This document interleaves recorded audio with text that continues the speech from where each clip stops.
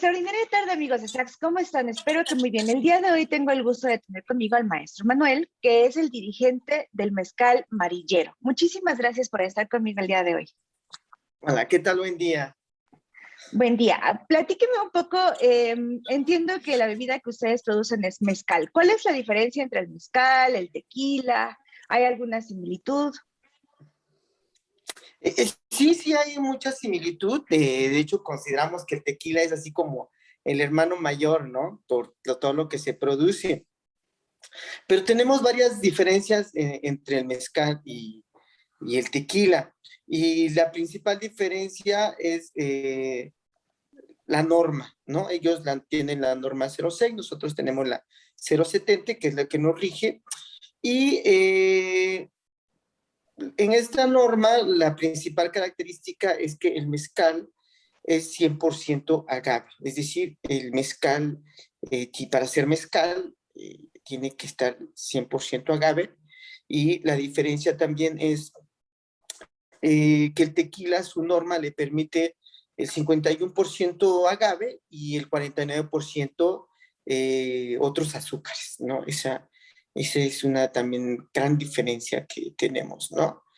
Y también la norma hace mucho hincapié en que la denominación de origen pertenece al mezcal e incluye también el territorio, la altura, las características particulares del maguey, porque también otra característica o una diferencia es que el tequila solamente se puede hacer del espadín, lo que nosotros conocemos como el espadín, ¿no? Y el mezcal no tiene, hay muchas variedades de maguey, entonces hay 27 variedades de maguey de las cuales se puede hacer mezcal. Y el tequila no solamente se puede hacer del tequilana azul, ¿no? O tequilana Weber, como se conoce, ¿no? Científicamente. Esas serían las grandes diferencias, ¿no? Aparte de la denominación de origen, que dentro de la denominación de origen, pues también manifiesta el territorio, el lugar, ¿no? Y la cultura que cada bebida tiene en particular. Uh-huh. Por lo regular yo he escuchado que tenemos como la mala percepción a veces que el mezcal es de una calidad menor. ¿Los insumos tienen un impacto en la calidad como tal o es meramente como una situación cultural, maestro? No, es más bien cultural, ¿no? El mezcal, pues es que la cultura del mezcal, te voy a ser sincero, aquí antes el mezcal no tenía todo este prestigio que tiene ahora, porque en realidad estaba así como para los albañiles, ¿no? O sea, toda esta cultura de la fiesta, de terminar la fiesta hasta el full, ¿no? Entonces, pues los que somos de las comunidades tomamos los mezcales muy altos, o sea, los mezcales como salen del palenque, ¿no? Salen a 53, a 51 grados. ¡Guau! Entonces, ¿Y así sí, los acostumbran tomar ustedes? sí, de hecho, sí, son muy ricos. Algunos son muy sabrosos. Cuando están bien hechos, no sientes ese golpe tan fuerte a veces que quizás las critican al mezcal, ¿no? Es muy fuerte, que es muy rudo, ¿no? Entonces, el mezcal quizás antes era así como para los albañiles, para el teporochito, pues, ¿no? Entonces, pero en realidad es más puro que el tequila, porque te estaba explicando ahorita que la norma dice que es 100% agave. O sea, no tiene nada, ninguna otra cosa más que el agave. Y el tequila sí tiene, por ejemplo, otras sacarosas, azúcares, lo pueden convertir, ¿no? Y eso también aumenta que eso es un parámetro para que su producción sea mayor, ¿no? A diferencia del mezcal, que son los agaves, el maguey, tiene sus características muy particulares, ¿no? Entonces la materia prima sí es muy importante, pero también eso, bueno, en Marillero lo que parte de lo que hacemos es que cada maguey tiene su aroma y su sabor muy particular, ¿no? Entonces, yo creo que en ese sentido este concepto es erróneo, ¿no? Y todo lo que está creciendo en mezcal en esto es porque se han dado cuenta que en realidad es un mundo de sabores, de aromas, ¿no? Y al contrario, es muy puro, ¿no? O sea, cuando está bien elaborado, el mezcal es muy, muy, muy rico y muy sabroso, ¿no? ¿Ustedes cómo hacen esta selección? ¿Tienen sus propios plantíos? ¿Cuántos años hay que esperar para que una Gaby esté en su madurez? Bueno, pues depende de cada especie, y son muchos años, mínimo que es el espadín, ¿no? Que aquí lo conocemos como espadín, el que es un maguey sí es cultivado, o sea que ya está controlada su producción. Son mínimo 6 años, 7 años, ¿no? Seis. Sí, ya de ahí vienen todos los demás, los Karwinski son de 12, 14 años, ¿no? Uno de los más longevos es el Tepestate, que tarda entre 18 y 25 años para poder estar a punto de entrar al horno, ¿no? Entonces, sí, cada uno de los magueyes tiene una particularidad, ¿no? ¿Y tiene algún impacto esta vida, por decir los más que están como más jóvenes, podríamos llamarlo así, o que necesitan menos tiempo? Me imagino que varía el sabor o para ustedes es como lo mismo. No, no, en realidad un buen mezcal tiene que, nosotros llamamos, el buen mezcal nace de puro capón, ¿no? O sea, Ok. cuando el buen mezcal, cada piña va creciendo, y cuando ya va a morir, la planta misma hace su quiote, o sea, cuando llegó a su madurez sexual, se va a reproducir por quiote, va a sacar su florescencia, y entonces nosotros lo que hacemos es caparlo. Pum, cortamos ese quiote para que no siga creciendo, y todos los azúcares entonces se concentran en la piña. Entonces lo ideal es que un buen mezcal es cuando todas las piñas están caponas, ¿no? O sea, y entonces la materia prima sí también es muy importante. Pero todos los magueyes que no están en su tiempo, también hemos encontrado que pues sí tienen otras sustancias que perjudican al mezcal, ¿no? O al destilado, ¿no? Por ejemplo, las plantas se ha investigado que cuando no están en su madurez, son mezcales que salen con un alto contenido de metanol, ¿no? O alcoholes superiores. Ok. Entonces sí es más muy importante que el maguey eh, esté maduro, ¿no? Ujú. Entonces, desde ahí, desde el maestro va viendo, cortando cuáles son las piñas que va a cortar y cuál va a ser su cosecha para obtener una excelente cosecha. Ujú. Entonces, la materia prima sí es importante, muy importante. Ok, entonces tomamos la materia prima, le quitamos las orillas, dejamos la piñita y después, ¿qué hacemos con esa piña que ya está madura? Bueno, nosotros lo horneamos en un horno cónico. Este horno lleva fuego lento por más o menos entre 7 y 8 horas para Ok. alcanzar una temperatura de 1500 grados más o menos. Se tapa, se le echa bagazo, hojas de plátano, se mojan y se protege la piedra, y de ahí se vacía la piña, y ahí dura más o menos 72 horas el horneado, ¿no? De ahí sale, eh, se muele, ¿no? Se machaca, ¿no? Ya sea en tahona, en hebradora, y pasa a fermentación de unos 6 días más o menos, ¿no? Y ahí se ¿En, empieza a destilar, dependiendo en qué de... pasa a fermentación? ¿Lo ponen en algo especial o simplemente es un Nos- contenedor? no, nosotros lo destinamos en tinas de madera de sabino. Ok. La madera tradicional de Sola de... Marillero se produce en Sola de Vega, y la madera principal de allá con la que se hacen las tinas es el sabino. Entonces, ¿por qué el sabino? Porque es una madera que el agua no la perjudica y su durabilidad es mucho. Y Sola de Vega tiene un río muy importante que tiene la planta natural de los ríos, es el sabino o el ahuehuete. Entonces, el sabino es así como la planta ideal para las tinas, ¿no? Porque dura Ok. mucho y no se perjudica la tina por las vinazas. Ujú. Y ahí pasa, ese también es una diferencia de mezcal, porque el mezcal artesanal eh, no lleva ningún ingrediente, no lleva ni levaduras, nada, solamente se fermenta con el ambiente, las levaduras y las bacterias que están en el contexto, ¿no? Y ahí más o menos tarda otros 6 días, ¿no? Entonces, de ahí se empieza a destilar, se puede destilar. Nosotros tenemos 2 formas de destilar, que es en ollas de barro y en alambiques de cobre. Tenemos las 2 maneras. El ancestral, que es en ollas de barro, y el alambique, que ya son de cobre, que ya es un poquito más, podríamos decir, de más tecnología, ¿no? Ok. Ujú. Y ya después de ahí, entonces, ya que se destiló, ¿qué procede? Bueno, una vez que se destila, ahí es muy interesante porque en el proceso de destilación nosotros llamamos, lo primero que sale en los primeros 2 litros más o menos, eso le llamamos puntas, ¿no? Es el mezcal más fuerte. Eso sale más o menos entre 75, 73 grados, ¿no?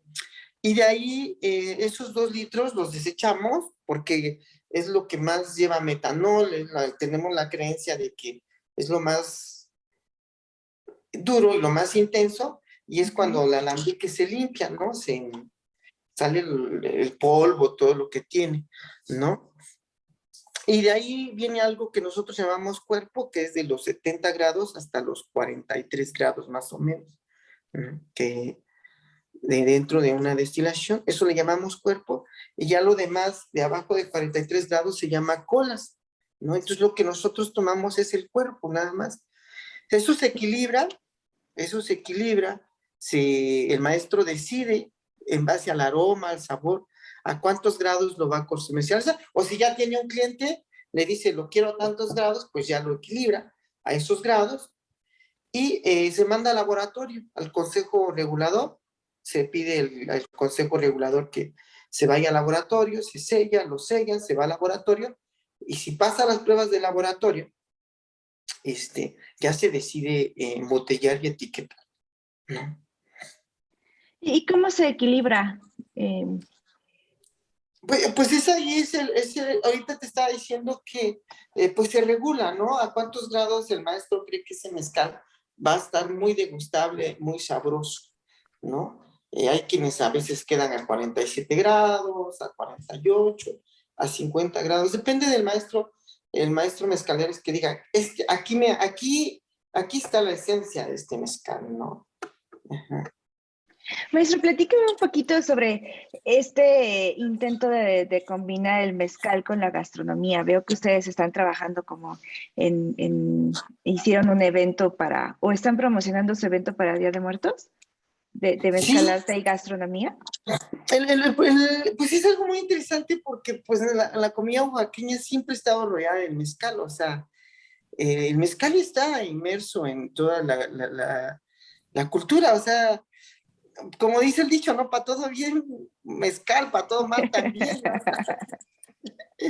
Entonces, siempre estamos, la gran mayoría de los oaxaqueños en sus muertos, de hecho el mezcal originalmente, ahorita te lo comparto, Gracias. originalmente el buen mezcal se saca en abril y mayo, antes de Okay. la época de lluvia, y se planeaba para estos días, para muertos, ¿no?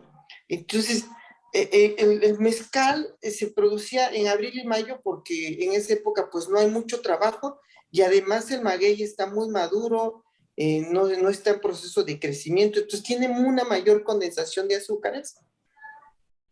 Y entonces se sacaba el mezcal principalmente para la fecha de muertos. Entonces, la fecha de muertos para el mezcal es muy importante, ¿no? O sea, como que para muertos, para nosotros es así, se va a brindar Tradición.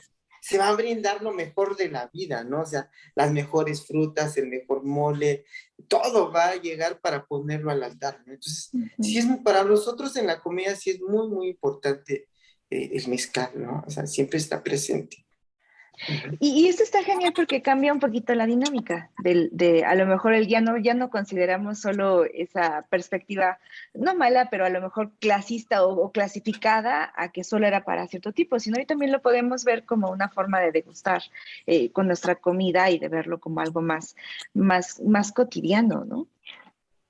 De hecho, para nosotros, pues los mezcaleros siempre ha sido cotidiano, o sea, también ha perjudicado, ¿no? También ha perjudicado porque la vida en el campo es muy dura, ¿no? Claro. Entonces, si te vas a trabajar y es muy duro, en la tarde llegas, te tomas un mezcal, ¿no? O sea, es tanto el cansancio que a veces no puedes ni dormir, ¿no? Ujú. Entonces el mezcal te permite relajarte, llegas con hambre, te tomas un mezcal y ¡pum! Haces hambre, decimos, ¿no?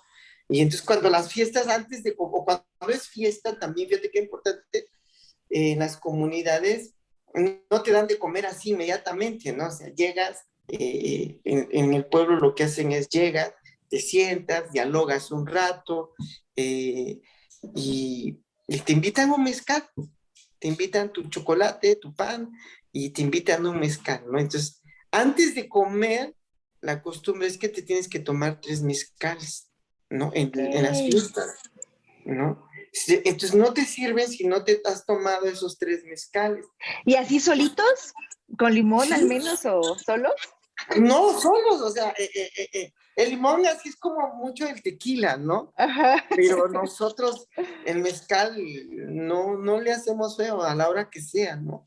Ok. Entonces, pero sí, tiene que ver mucho con la gastronomía, ¿no? Y ahorita Oaxaca, con toda la riqueza gastronómica, hay chefs que se están especializando en eso, en la gastronomía, el maridaje, los cócteles. Entonces, sí ha estado favoreciendo mucho de alguna manera el turismo en Oaxaca, el mezcal, ¿no?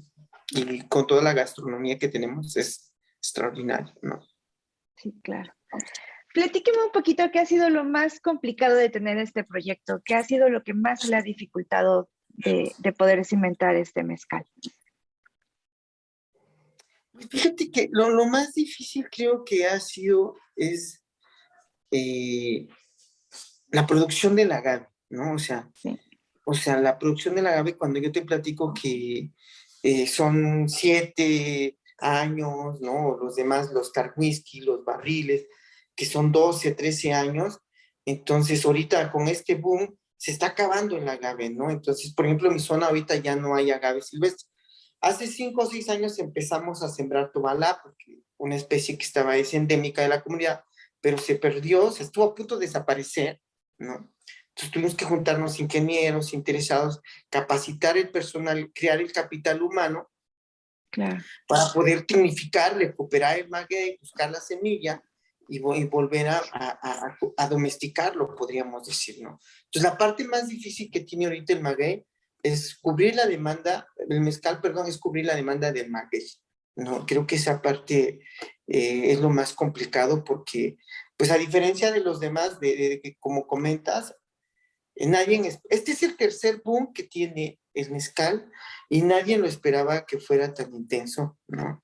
Y yo creo que ya de aquí ya no se va a ir, pero en otras ocasiones, en 1980 más o menos, también hubo un boom, se sembró demasiado maguey, pero no se generó el mercado, entonces hubo un excedente de maguey, entonces pues muchos se desanimaron y perdieron el maguey.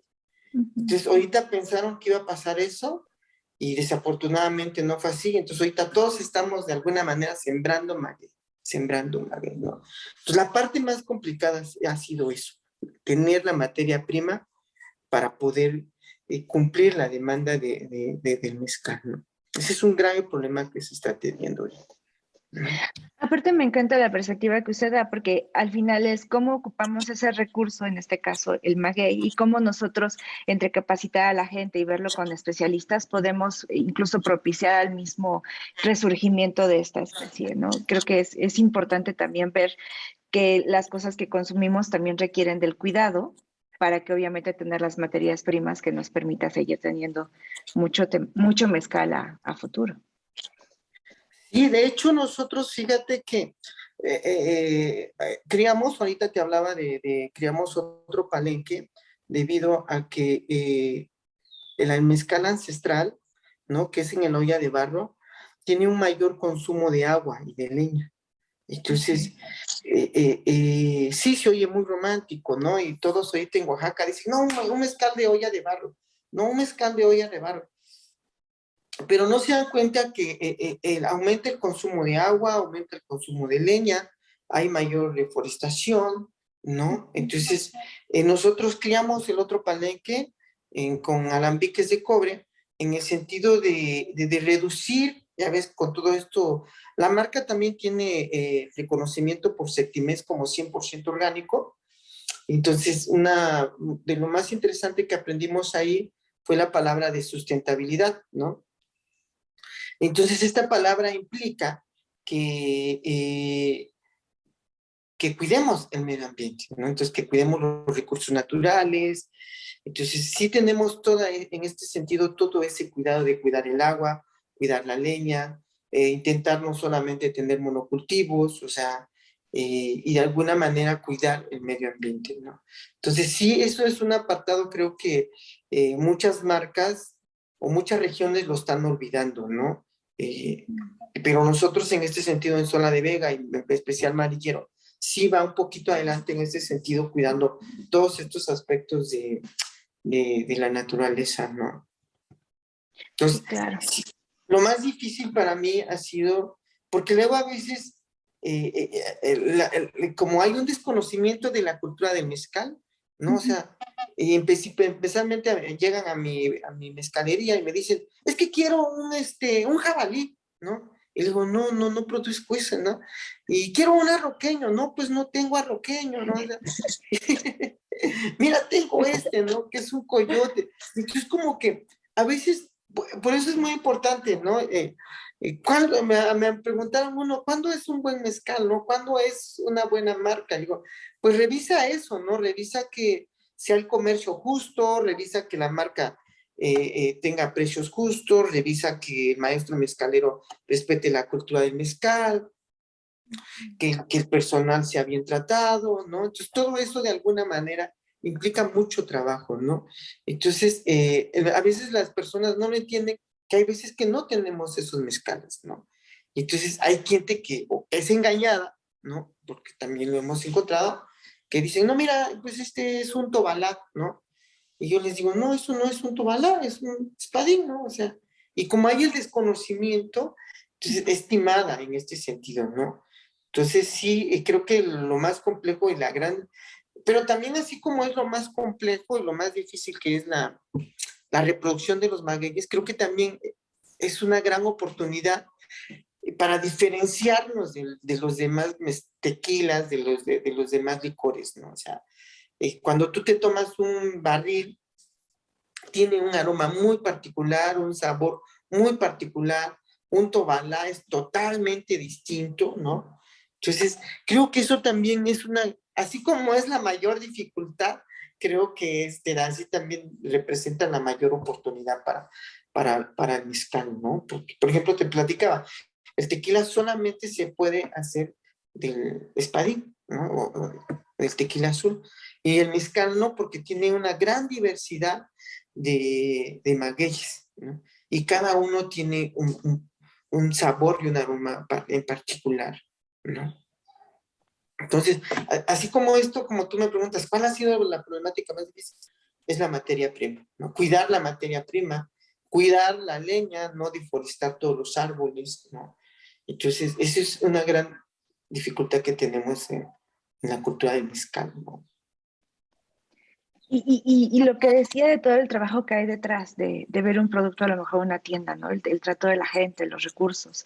Creo que es imposible y es importante y me da mucho gusto que usted lo mencione, maestro, el ver todas esos tintes que a lo mejor quedan ocultos a nosotros como consumidores, pero que al momento de elegir también son cosas que debemos considerar y también son cosas que debemos empezar a ver, ¿no? ¿Qué marcas o qué productos están realmente comprometidos en seguir protegiendo el medio ambiente, incluso a la gente que trabaja para ellos mismos? Sí, qué gusto que lo haya mencionado para hacer énfasis en esta parte, ¿no? A veces no solo es comprar un mezcal, A sino es ver, comprar. es comprar un mezcal que nos permita seguir protegiendo nuestra naturaleza, ¿no? Sí, sí, eso, yo creo que eso es muy importante, ¿no?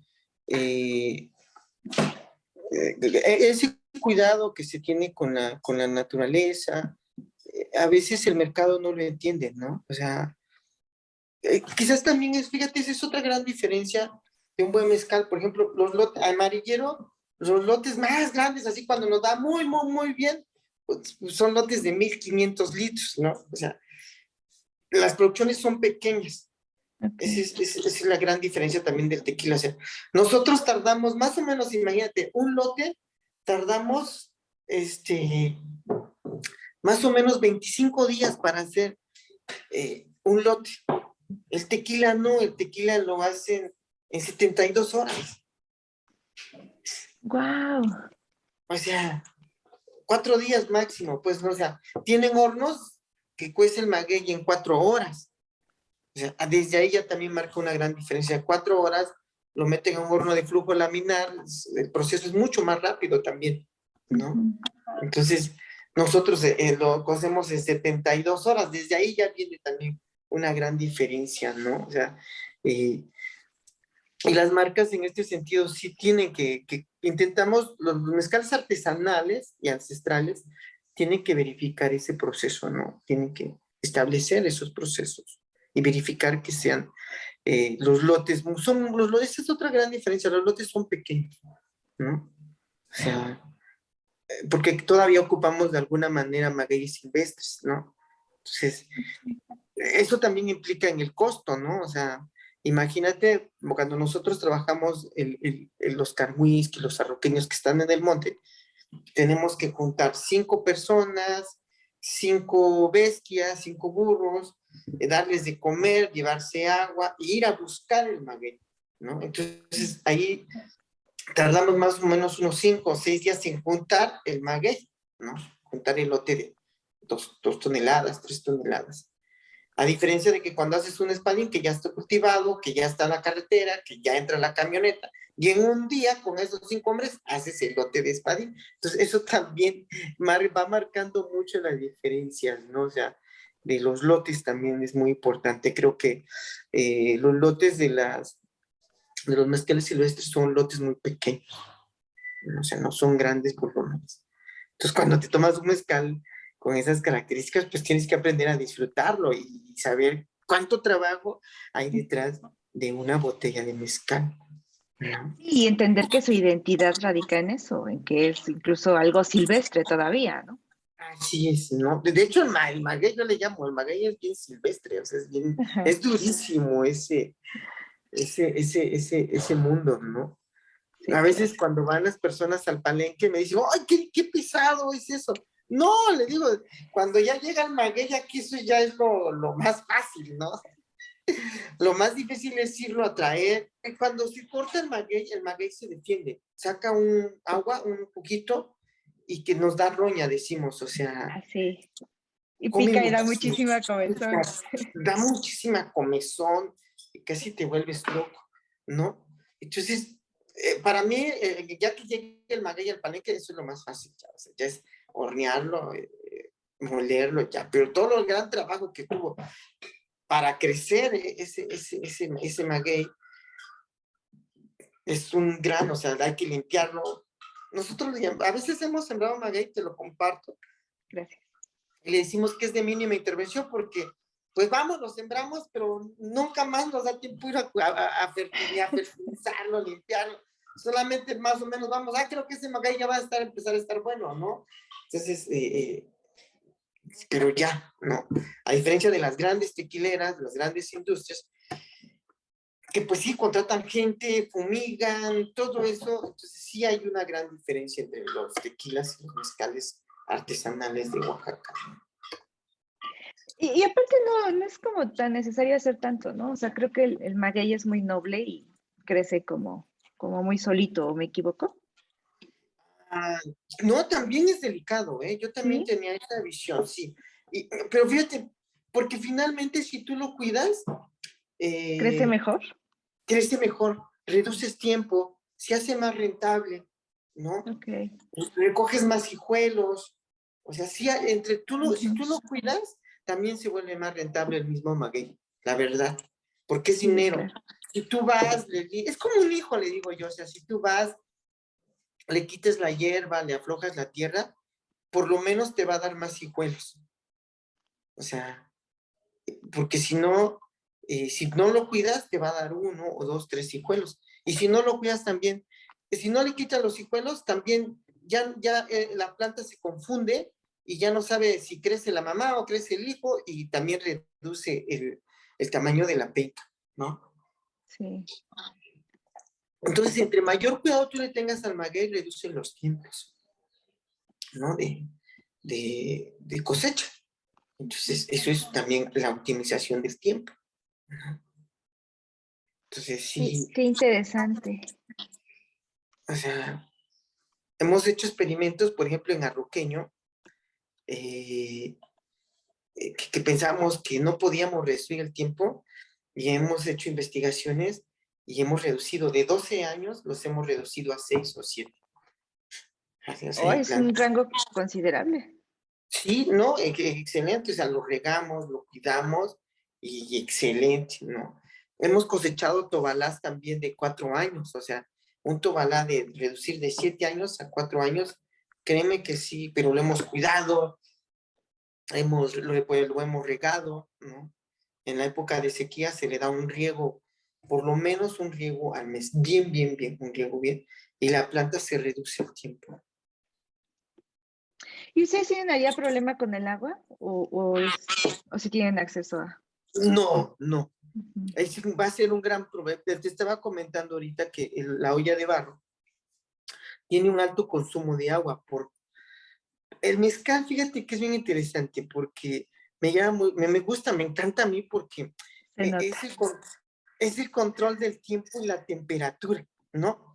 Entonces, en la olla de barro, para poder hacer la nube y el choque de temperatura, tiene que estar permanentemente cayendo agua, ¿no? O sea, y el agua está corriendo. Nosotros no la desperdiciamos porque la tomamos del arroyo donde viene, del manantial, la tomamos, la usamos y regresa al manantial, ¿no? Ok.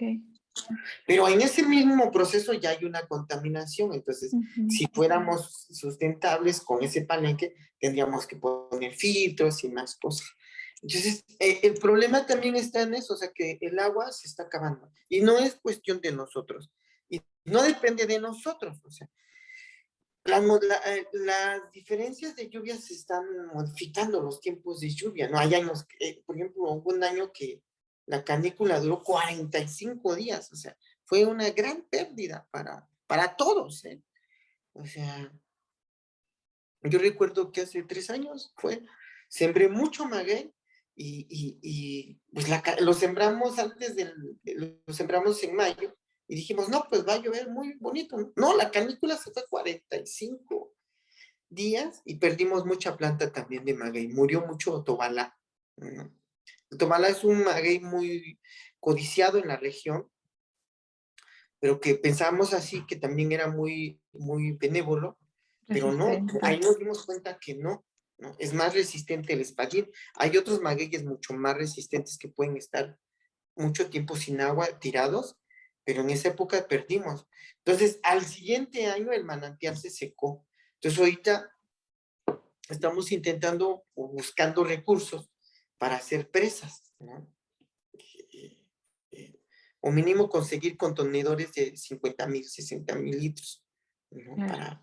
Para almacenar el agua, donde ya los alambiques, la diferencia de los alambiques es que ahí el agua no tiene que estar corriendo, haces un estanque, el agua, puedes reutilizar el agua, ¿no? Entonces, sí, en un futuro va a ser un problema el agua para el maguey, ¿no? Entonces, por eso es que modificamos el del palenque de olla de barro, hicimos al de alambique, ¿no? No modifica ni el aroma ni el sabor, físico-químicamente no altera.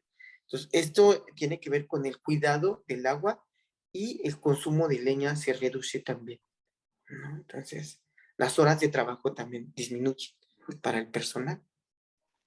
Ok, o sea, sí hay una ventaja competitiva. Digo, a veces nos gusta como pensar que lo mejor es lo tradicional, pero en este caso sí es como relevante hacer el cambio de tecnología, ¿no?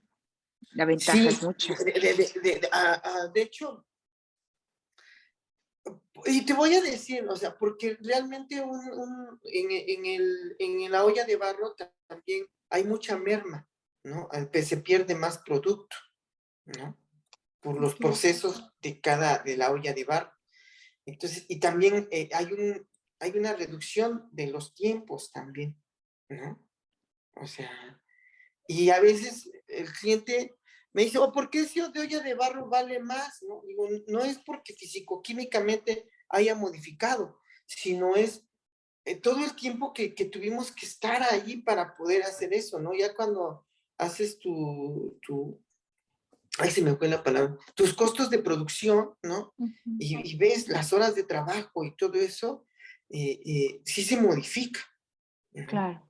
Y Sí, eso el incluso mercado, el hecho de la merma y a lo mejor en un futuro el tener que ver acciones que impidan o que permitan a lo mejor limpiar el agua, que obviamente van a encarecer la producción en sí que se tiene, ¿no? sí, y fíjate que es algo, a veces el mundo del mezcal me cuesta trabajo crear la cultura porque, ¿y por qué ese mezcal vale más, no? Digo, porque ese costó así, ¿no? O sea, Ujú. quisiera que fuera así como el Johnny Walker, que 260 las 100,000 botellas, ¿no? Entonces no es posible así porque cada lote tiene una historia, es muy particular, ¿no? Ujú. Y no es posible tenerlos todos. Entonces no es posible lograr eso, ¿no? Y aunque saquemos espadín siempre, o sea, que todos los espadines supieran igual, no es posible, ¿no? Sí Eso es controlamos incluso, algunas. perdón, es que es incluso parte como del hecho a mano, ¿no? De cuando hacen, por ejemplo, la gente que teje, pues cada uno de los tejidos es distinto. ¿Por qué? Porque es único y es como su identidad propia. Entonces, aquí se me imagina algo similar. Cada uno de los lotes va a tener un costo distinto porque va a implicar cosas distintas artesanalmente, ¿no? Por eso es algo artesanal. Así es, ¿no? Y en realidad, finalmente nosotros como productores nos cuesta trabajo que el mercado comprenda Ujú. esas cosas, ¿no? Entonces sí, es difícil a veces también la comercialización de los mezcales artesanales, ¿no? O sea, yo a veces me hablan de la industria del mezcal. Yo les digo, no, no, todavía no, en Zona de Vega todavía no hay industria, ¿no? O sea, somos artesanos. ¿Por qué? Porque es que el mezcal es como complementario a tu vida, no es así como que yo en lo particular, yo todavía no vivo del mezcal, ¿no? Ok. O sea, es decir, el mezcal, ahorita te lo platiqué, como mi abuelo hacía su mezcal para Todos Santos, pues, ¿no? Antes de que empezaran las aguas, porque una vez que empezaban las aguas, ya se tenía que sembrar, ya se tenía que ir a arar, deshiervar, entonces ya se concentraba en otras actividades, ¿no? Entonces, hay lugares, por ejemplo, Matatlán, Tlacolula, donde sí ya hay industrias, ¿no? Donde ya trabajan las 24 horas, pero su producción es a mayor escala, ¿no? Pero los mercados artesanales o ancestrales, esto es muy difícil todavía que se logre, que también es las características de los buenos mezcales, podríamos decir, que respetan la cultura de los pueblos. Fíjate, ha habido pueblos que se han quedado sin mezcal. ¿En serio? ¿Por Es qué? decir, que no, pues es que llegan y se los compran y la necesidad, la hambre, le digo yo, pues lo vendes, ¿no? Y ha habido maestros mezcaleros, ha habido comunidades que se han quedado sin mezcal, ¿no? Y entonces, yo lo primero que agarro es mi mezcal, ¿eh? La verdad, o sea, tienes que cuidar tu mezcal. O sea, el primer botella va para usted y la casa. Así es, o sea, para mí un buen mezcal es así. A mí hay amigos que me digan, sí tomo sí quiero un mezcal, pero me dicen, quiero del que tú tomas. Le digo, ¿estás seguro? O sea, ¿no? ¿Estás seguro? Porque para mí es así como, hay unos mezcal, tengo un mezcal, un arroqueño muy rico, que ese está a 55 grados. ¿no? Y es exquisito, o sea, que ¿Y lo es su tomas. favorito? Sí, bueno, a mí me gustan todos, o sea, de todos los mezcales me gustan. Soy fanático al mezcal, soy adicto al mezcal. Pero digo, toda esa cultura a veces no, es difícil que el mercado lo entienda, ¿no? Entonces, para nosotros, pero en lo particular para mí, el mejor mezcal es así, el que dices, este es el mejor mezcal, ¿no? Porque tiene una historia muy particular, ¿no? Ese arroqueño, fíjate que cuando fuimos a traerla, tiene una historia particular, porque ese día llevábamos un chico, ¿no? Y por pereza solamente llevábamos un galón de agua, ¿no? De 10 litros. Y lo que hizo el chico fue tirar el galón, se le cayó y voló y se estalló. Vimos cómo estalló en, en la barranca. Entonces todo ese día nos quedamos sin agua. O sea, tuvimos una sed terrible. Entonces terminamos muy cansados y ese lote salió muy rico, ¿no? Muy, muy, muy rico. Entonces, esa historia para mí es muy particular porque imagínate, quedarte sin agua como si estuvieras en el desierto, ¿no? Todo el día. Tiró el agua como a las 10 de la mañana, terminamos de trabajar como a las 5, ¿no? O sea, porque le digo, no, ¿sabes qué? Ya nos vamos, te empiezas a volver más lento, empiezas a cometer errores y se pone en riesgo el personal. Entonces le dije, no, ya vámonos, hasta aquí. Esto es lo que pudimos hacer y vámonos, ¿no? Sí, claro. Entonces, esas cosas muy particulares del mezcal es parte de la cultura, ¿no? Cada lote tiene una particularidad, ¿no? A diferencia del tequila, que sus sabores son muy constantes. Y ese para ustedes sigue siendo un estilo de vida, o sea, es, es, es la forma en la que ustedes viven, ¿no? Yo creo que es la gran diferencia. Sí, Ujú. ¿no? O sea, por ejemplo, sembramos y lo que haces es persinarte, ¿no? Pedirle a Dios que te dé buena cosecha, le tiras un poco de mezcal, te echas un mezcal y vámonos, ¿no? Sembrar y Ujú. deseando que tengas buenas cosechas. Cosechas porque vas a dejar, echas un mezcal, agradeces a Dios que pues fue buena la producción, ¿no? Echas un mezcal. Es como que el mezcal es así como que el agradecimiento, yo lo veo así como el agradecimiento a Dios que te permite vivir, ¿no? Y decir, salió bien las cosas, ¿no? Entonces, está en parte de nuestra vida, ¿no? ¡Wow! ¡Qué padre perspectiva! El cómo ver esta parte, ¿no? Creo que no.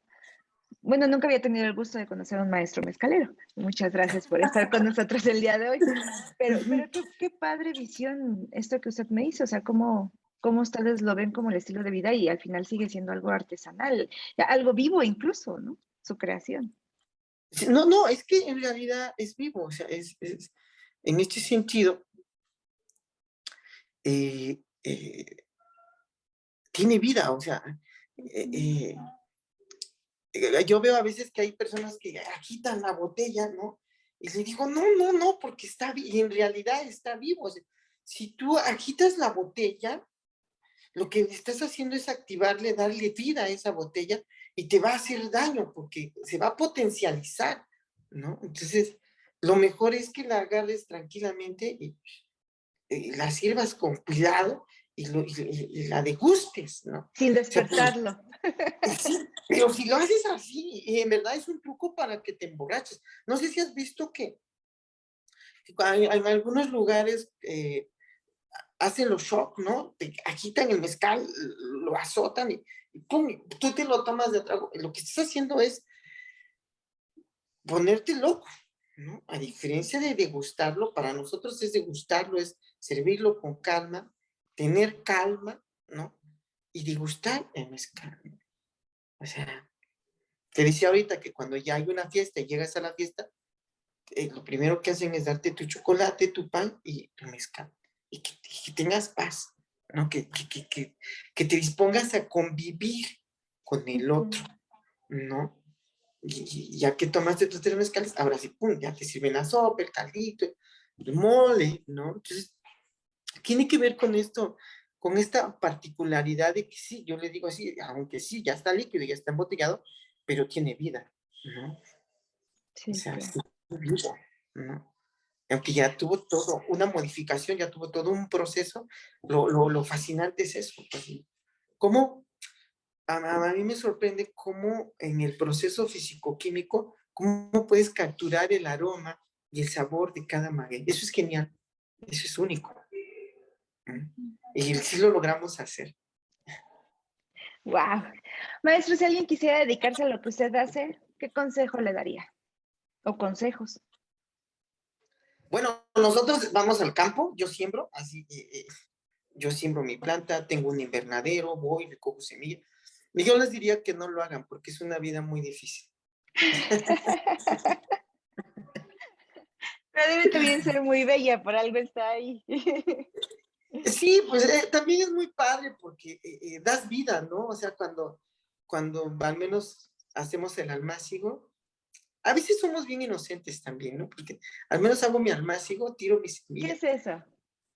Es cuando siembras la semilla Ah, ok. y las siembras en almácigo, decimos así, porque nacen muchos, juntos, Ah, muchos. ok. Y a mí me da gusto, por ejemplo, cuando salen 1000, 2000, 20,000, o sea, magueyitos, dices, wow, ¿no? Te vuelves loco, pues no sabes que lo que estás poniéndote es un trabajadero inmenso, pues, ¿no? Y ahí más o Días de menos, trabajo a futuro. sí, o sea, sí, te pones contento, pero no sabes que cuidarla, protegerla, te va a llevar un chorro de trabajo esa planta, ¿no? Entonces, Claro. ¿qué les diría yo? Que se apasionen del maguey. Yo les diría, si le van a entrar, eh, eh, que se apasionen de las plantas, que las conozcan, que las cuiden, ¿no? Es bonito porque das vida, ¿no? O sea, a mí me encanta cuando nacen, ¿no? Los magueyes que se reproducen por semilla, como es el tobalá, el espadín. Me encanta verlos sembrarlos, ¿no? Y me encanta ir a recoger los hijuelos de los que están allí, del arroqueño, del barril, ¿no? Cuando ya tienen sus hijitos, pues me encanta irlos a recoger, ponerlos en las camas de crecimiento y cuidarlos. Entonces, sí, es algo muy interesante. Entonces, ¿qué yo les diría? Que se apasionen de todos los magueyes, ¿no? Porque sí, así que así también es difícil. Y también otra característica creo que tendría que aprender es desarrollar el gusto y el olfato. Okay. O sea, porque sí tienes que aprender a disfrutar los mezcales, ¿no? Y a conocerlos, ¿no? Y conocerlo, así es. Ujú. Sí. Ese debe ser un trabajo más grato, ¿no? Sobre todo cuando uno regresa cansado y decir, bueno, un buen mezcal para recuperar energía y sirve que vamos agilizando el gusto. Sí, y para que duermas como niño regañado, les llamo yo así, ¿no? Así de, duermes excelente, ¿no? O sea, y no hay un buen mezcal, te duermes porque te relaja y a dormir hasta mañana, Sí, ¿no? bueno. Y Más ves. cuando uno está cansado, ¿no? Como que se siente rico esa relajación. Sí, entonces yo creo que lo que le recomendaría es que se apasionen de todos los magueyes, ¿no? Es muy rico. Perfecto. Pues ya saben, si quieren aprender este arte, deben imitar la pasión del maestro Manuel. Maestro, estoy súper feliz platicando con usted, pero entiendo también que debe seguir con su día. ¿Hay algo más que quiera compartir con nosotros? Díganos dónde podemos contactarlo, dónde podemos probar el mezcal marillero. Bueno, estamos en Oaxaca. Tenemos una mezcalería, una zona de degustación en Bugambilias 204, Colonia Ampliación Santa Lucía. Búsquenos en Facebook como Mezcal Marillero, ¿no? Ahí tenemos algunas pequeñas presentaciones de nuestros palenques, y cualquier información pueden buscarnos ahí, mandar mensajito, o a mi número de teléfono que es el 951-208-8650. Si no les contesto es porque en el rancho no hay señal, pero si dejan mensajito, cuando ya bajo al wifi, ya me conecto, ya les contesto, ¿no? Perfecto. Pues yo que les decía, en mezcal marillero, yo les digo, si se van a iniciar en el mundo de mezcal, iníciense con los buenos, ¿no? Con mezcal amarillero, para que puedan diferenciar esos sabores de cada agave, ¿no? Si yo te digo, este es un coyote, así sabe, ¿no? Un espadín, este es un espadín, este es un tobala. Entonces eso para mí sí es muy importante, ¿no? Que nuestros clientes se vayan satisfechos por haber probado nuestros mezcales, ¿no? Que sepan diferenciarlos. Uh-huh. Y se hace de un solo mezcal, o sea, no se combina un tipo de mezcal con otro, siempre es un solo tipo de mezcal. No, tenemos uno que llamamos cuche. ¿Cómo? Tenemos un mezcal que se llama cuche. Cuchi. ¿Por qué? Porque se lleva coyote, arroqueño, tobalá y mexicano. Ok. Entonces se llama cuche porque lo agarramos así de lo que encontramos. Sabemos que tenemos que llevar esas maguey, pero no sabemos las porciones, pues, ¿no? Ok. Desde que hacemos elote, se va así todo. Eso nos reduce tiempos, nos reduce, porque si esperamos a que todos los tobalas estén listos, entonces no, hacemos un ensamble, y ese ensamble se llama cuche, y es muy rico, muy, muy sabroso. Les gusta mucho, Perfecto. ¿no? Bueno, pues esperemos visitarlo un día de estos para que nos dé una prueba de todos y poder dormir bien. Y igualmente cuando gusten, tenemos el palenque, tenemos una pequeña cabaña, estamos en Santa María Sola, en la ranchería de Texcoco, ¿no? Pueden preguntar por mezcal amarillero. Como es una comunidad muy pequeña, saben dónde está el palenque de mezcal amarillero.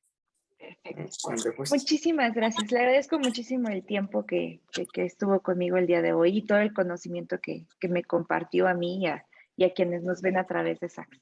Tenga un bonito día. Le mando un fuerte abrazo hasta allá, maestro. Igualmente, gracias por la entrevista. Espero haber aportado algo al mezcal, a la Muchísimo, cultura del sí. mezcal. ¿Vale?